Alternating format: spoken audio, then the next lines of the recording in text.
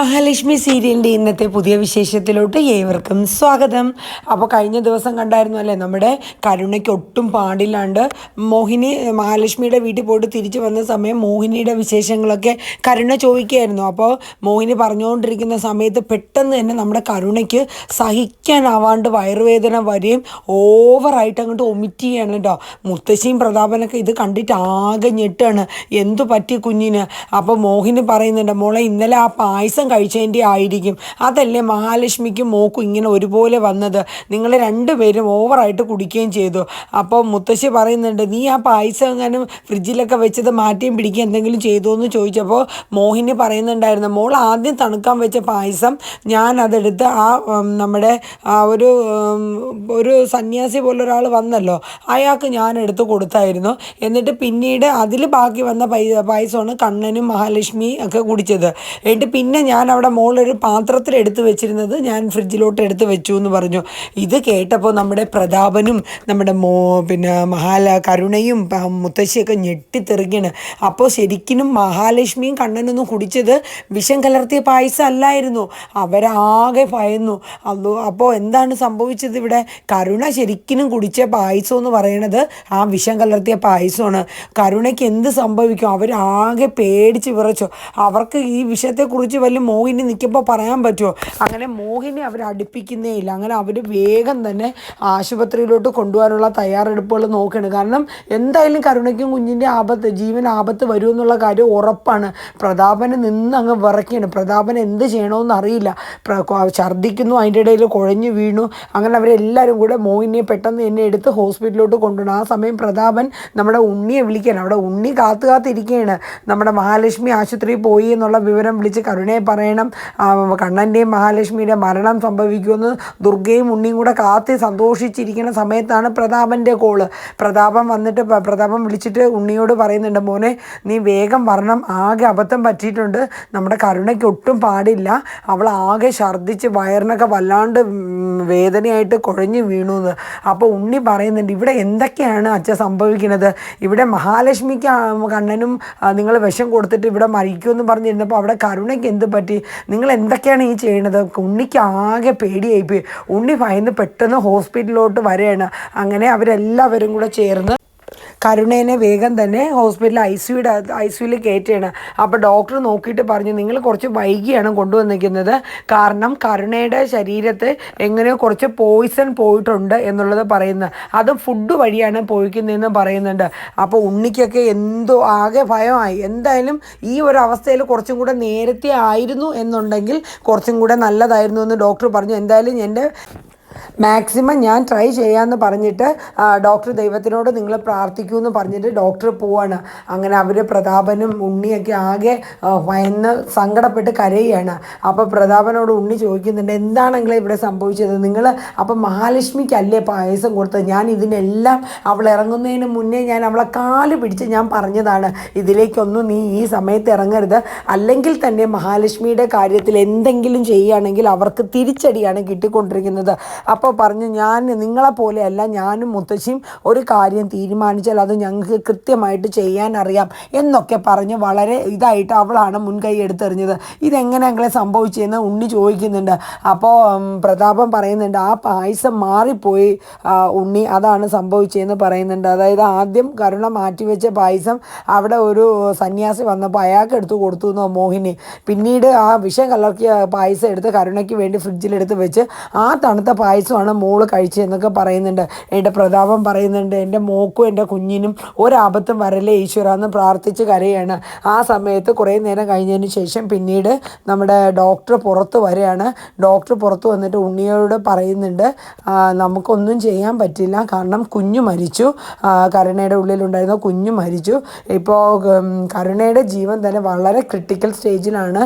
എന്തായാലും നമുക്ക് ഇനിയിപ്പോൾ ഒരിക്കലും കരുണയ്ക്ക് ഒരു കുഞ്ഞിന് ജന്മം നൽകാൻ പറ്റില്ല, കാരണം കരുണയുടെ യൂട്രസ് റിമൂവ് ചെയ്യാണ്ട് പറ്റില്ല എന്നൊക്കെ ഡോക്ടർ പറയുന്നു. അപ്പോൾ അതിൻ്റെ കുറച്ച് പേപ്പേഴ്സും കാര്യങ്ങളൊക്കെ ഒന്ന് സൈൻ ചെയ്ത് ഹസ്ബൻഡ് തരണമെന്ന് പറയുന്നുണ്ട്. ഇതൊക്കെ കേട്ടിട്ട് ഉണ്ണി ആകെ പകച്ച് വിറയ്ക്കുകയാണ്. കാര്യം എന്ത് ചെയ്യണോ ഏത് ചെയ്യണമെന്നൊന്നും ഒരു പിടുത്തമില്ലാണ്ട് ഉണ്ണി നിൽക്കുകയാണ്, അമ്പരന്ന് നിൽക്കുകയാണ്. ഇതാണ് പറയുന്നത്, കണ്ടില്ലേ, അവനവൻ ചെയ്യുന്നതിൻ്റെ ബലം അവനവന്, താൻ കുഴിച്ച കുഴിയിൽ താൻ തന്നെ വീണു എന്നുള്ള അവസ്ഥയാണ് ഇപ്പോൾ കരുണയ്ക്ക് സംഭവിച്ചത്. മുത്തശ്ശിയും കരുണയും വലിയ വെല്ലുവിളിയോടുകൂടിയാണ് മഹാലക്ഷ്മിനെയും കണ്ണനെയും കൊല്ലാൻ വേണ്ടി മോഹിനിയുടെ പിറന്നാളിന് ഇത്രയും വലിയ കൊടും ക്രൂരത ചെയ്തത്. ഒന്നാമത് കരുണ ഇങ്ങനെ ഗർഭിണിയായി ഇരുന്ന ഈ ഒരു അവസ്ഥയിൽ പോലും കരുണ അതൊന്നും ഓർക്കാണ്ട് ഉണ്ണിക്കാവുന്നത്ര ഉണ്ണി പറഞ്ഞതാണ്, ഇതിലേക്കൊന്നും കരുണ നീ മുതിരണ്ട, നമുക്ക് ഈ സമയത്ത് ചെയ്യുന്നത് ശരിയല്ല, അല്ലെങ്കിൽ തന്നെയും മഹാലക്ഷ്മിക്കെതിരെ എന്ത് ചെയ്താലും ആ ദിവ്യശക്തി തിരിച്ചടി ആ ചെയ്യുന്ന ആൾക്ക് കൊടുത്തുകൊണ്ടിരിക്കുകയാണെന്നൊക്കെ പറഞ്ഞതാണ്. ഇനിയിപ്പോൾ എന്ത് ചെയ്യാനാ, ഉണ്ണിക്ക് എന്ത് ചെയ്യണമെന്ന് അറിഞ്ഞില്ല. ഉണ്ണി കരഞ്ഞ് നിലവിളിച്ചുകൊണ്ട് ആ ഹോസ്പിറ്റലിൽ നിൽക്കുന്ന ഒരു സിറ്റുവേഷനാണ്. അതേ സമയത്ത് നമ്മുടെ സാഗറിൻ്റെ കേസ് എടുക്കുകയാണെങ്കിൽ നമ്മുടെ മാർക്കോയുടെ കൂട്ടുകാരനും കൂടെ ചേർന്ന് അനന്തു വക്കീൽ പറഞ്ഞ അനുസരിച്ചിട്ട് അന്ന് ആ കാറിൽ, അതായത് മെഡിക്കൽ ഷോപ്പിൽ പോയിട്ട് തോമസ് ഡോക്ടറുമായിട്ട് സാഗർ പോയിട്ട് ആ കാറ് കുറച്ച് നേരം ഡോക്ടർ വൈകിയതുകൊണ്ട് മഞ്ജു വിളിച്ചപ്പോൾ കാറിൽ നിന്ന് ലോക്ക് ചെയ്യാണ്ട് ഇറങ്ങി സാഗർ കുറച്ച് നേരം കാറിൻ്റെ ഫ്രണ്ടിൽ റോഡിൽ അവിടെ പോയി നിന്ന് സംസാരിച്ചിരുന്നു. ആ സമയത്ത് പിന്നെ നമ്മുടെ മേഘനാഥൻ്റെ ഗുണ്ട കാറിനകത്ത് ആ മയക്കുമരുന്ന് വയ്ക്കുകയായിരുന്നു. അപ്പോൾ അതിനെ സംബന്ധിക്കുന്ന കാര്യങ്ങളൊക്കെ മാർക്കോയും ഫ്രണ്ടും കൂടെ ചേർന്ന് അതിൻ്റെ CCTV ക്യാമറ എല്ലാം ദൃശ്യങ്ങൾ സഹിതം ആ ഗുണ്ടകളെ സഹിതം നമ്മുടെ കോടതിയിൽ പിറ്റേന്ന് വരുമ്പോൾ കോടതിയിൽ ഹാജരാക്കിയാണ്. അങ്ങനെ പ്രോസിക്യൂഷൻ വാദിക്കുന്നുണ്ട്. കാരണം സാഗർ ഇതിനു മുന്നേയും മയക്കുമരുന്ന് സംബന്ധമായിട്ട് പല കേസുകളിലും വന്ന ആളാണെന്നും അപ്പോൾ അത് വീണ്ടും ആവർത്തിച്ചു എന്നും, അത് മാത്രമല്ല സാഗറിന് ഈ സമൂഹത്തിന് ഇതുപോലെയുള്ള ഇങ്ങനെയുള്ള ദുഷ്ടപ്രവൃത്തികൾ ചെയ്യുന്നത് കൊണ്ട് അത് മുളയിൽ നുള്ളി അതിൻ്റേതായ തക്ക ശിക്ഷ കൊടുക്കണമെന്നും ഇതിന് ഇനി വലിയ കേസ് വിചാരണകളൊന്നും നടത്തേണ്ട കാര്യമില്ല. കാരണം പ്രതിയുടെ ബാക്ക്ഗ്രൗണ്ട് എടുക്കുകയാണെങ്കിൽ തന്നെയും ഇതൊക്കെ തന്നെയാണെന്നുള്ളത് ആ വക്കീൽ വാദിക്കണം. അപ്പോൾ നമ്മുടെ സാഗറിന് വേണ്ടി വാദിക്കാനായിട്ട് നമ്മുടെ അനന്തു വരെയാണ്. അനന്തു വന്നിട്ട് കാര്യങ്ങളൊക്കെ പറയുകയാണ്. അതായത് മേഘനാഥൻ, അതായത് ഇപ്പോഴുള്ള സാഗറിൻ്റെ ഭാര്യയായ മഞ്ജുവിൻ്റെ ആദ്യ ഭർത്താവായ മേഘനാഥനാണ് ഇതിൻ്റെ പിന്നിലെന്നും മേഘനാഥൻ ഏതോ ഗുണ്ടകളെ വെച്ച് സാഗറിനെ കുരുക്കാൻ വേണ്ടി കാറിനകത്ത് വെച്ചതാണെന്ന് വാദിക്കുന്നുണ്ട്. അപ്പോൾ കോടതി ചോദിക്കുന്നുണ്ട്, അതിന് നിങ്ങൾക്ക് തെളിവുകൾ എന്തെങ്കിലും ഉണ്ടോ എന്ന് പറയുമ്പോൾ എല്ലാ തെളിവുകളും ഉണ്ടെന്നും ആ വെച്ച ഗുണ്ടകളെ കോടതിയുടെ മുന്നിൽ ഹാജരാക്കുകയാണെന്നും പറയുന്നുണ്ട്. അപ്പോൾ മേഘനാഥൻ തയ്യാറാക്കി ആ വെച്ച ഗുണ്ടകളെ രണ്ടുപേരെയും കോടതിയിൽ കൊണ്ടുവരിക, അവരാ വയ്ക്കുന്നതിൻ്റെ ദൃശ്യം CC ക്യാമറയുടെ ആ ഒരു പെൻഡ്രൈവും അനന്തു വക്കീൽ കോടതിയിൽ ഹാജരാക്കുന്നുണ്ട്. അങ്ങനെ കോടതിക്ക് സത്യാവസ്ഥ മനസ്സിലാവുകയും സാഗറിനെ വിട്ടയക്കുകയും ചെയ്യുന്നുണ്ട്. അതിനുശേഷം പിന്നെ കാണിക്കുന്നത് നമ്മുടെ മേഘനാഥനെ ചെന്ന് മാർക്കോ കാണാണ്. പിന്നെ കോടതി ഒരു ഇതും കൂടെ ആക്കിയിട്ടുണ്ട്. ഇങ്ങനെ ഒരു കേസ് ഒരു വ്യക്തിയുടെ ഇതിൽ ഇങ്ങനെ ഒരു മയക്കുമരുന്ന് കാറിനകത്ത് കൊണ്ടുവച്ച് അയാളെ ഒരു തോമസ് ഡോക്ടർക്ക് ഒരു ഇൻസൾട്ടിങ് ആണ്. അതുപോലെ ഡോക്ടറുടെ ഡ്രൈവറായ സാഗറിനെ കുരുക്കാൻ വേണ്ടി ശ്രമിച്ചതിൻ്റെ പേരിൽ നമ്മുടെ മേഘനാഥനെതിരെ കേസെടുത്ത് ജയിലിലിടാനുള്ള ആ ഒരു ഇതും കോടതി നിർദ്ദേശിക്കുന്നുണ്ട്. അങ്ങനെ സാഗറിൻ്റെ കേസും ഏകദേശമൊക്കെ ആ ഒരു ലെവലിലാക്കി. അപ്പോൾ എന്തായാലും നമുക്ക് ഈ ഒരു എപ്പിസോഡ്, ഇനി വരും എപ്പിസോഡുകളിൽ മേഘനാഥനെ എന്തൊക്കെയാണ് നേരിടേണ്ടി വരുന്നതെന്നും നമ്മുടെ കരുണ ഇനി ജീവിതത്തിൽ എന്തൊക്കെ ഭവിഷ്യത്തുകളാണ് നേരിടേണ്ടി വരുന്നതെന്ന് നമുക്ക് നോക്കാം.